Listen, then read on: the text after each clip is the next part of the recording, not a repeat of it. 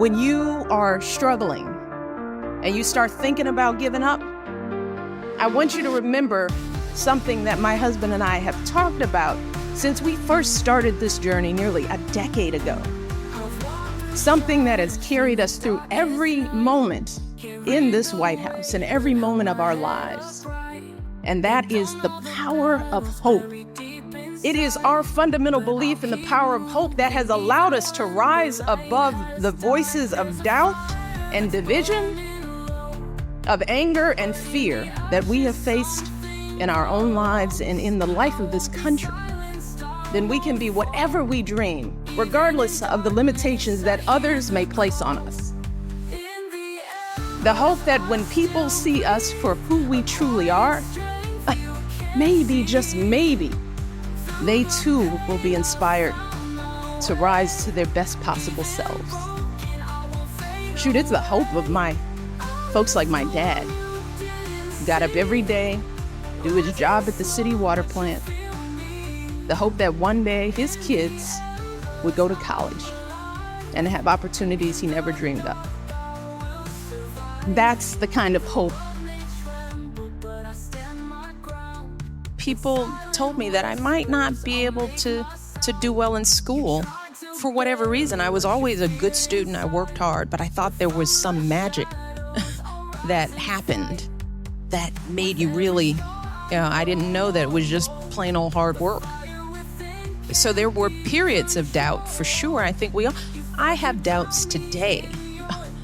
Doubts don't go away. You just learn how to deal with them. You start knowing yourself and you become more confident. You don't let the failures or the stumbles define you. Everybody falls every now and then. Some people fall a lot. And what I realize is that we have long lives if we're healthy and we do what we're supposed to do. Think about life as a long trajectory, but at the same time, you don't want to make huge mistakes. Because when you're young, making big mistakes can last forever. But the stumbles, the lessons learned, that's part of life that makes you grow. But I came to know that. I didn't know that when I was your age. I'll never get into school. I'll never be, of course, we all feel that way. But just continue to work, put the effort in. And I think that has been some of what's helped me being First Lady. So you have to know who you are before that.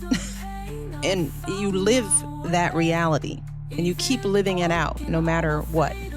And if you have good character and good intentions, that ultimately shines through. But in the end, it's hard work. And I like to work hard and I like to do good things.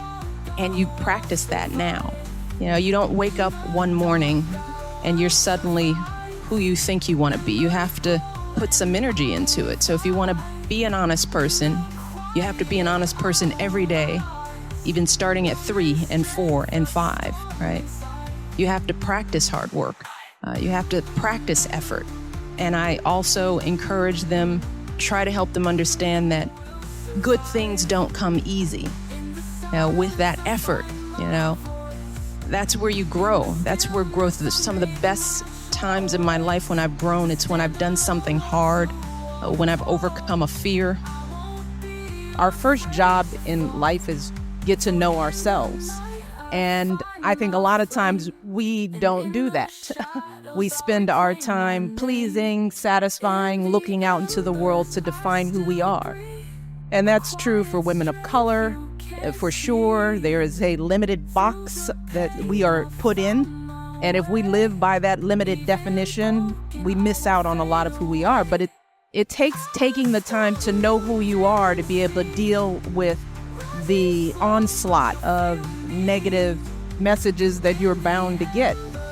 And some of that comes with age, some of that comes with experience, some of that comes from being fortunate enough to have been raised by a loving mother, strong, focused, and a father who loved me dearly. So I fortunately came into this situation with a really clear sense of who I was.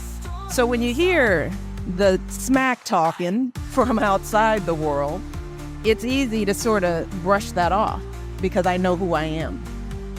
And I think we have to invest that time in getting to understand who we are and liking who we are. Because I like me.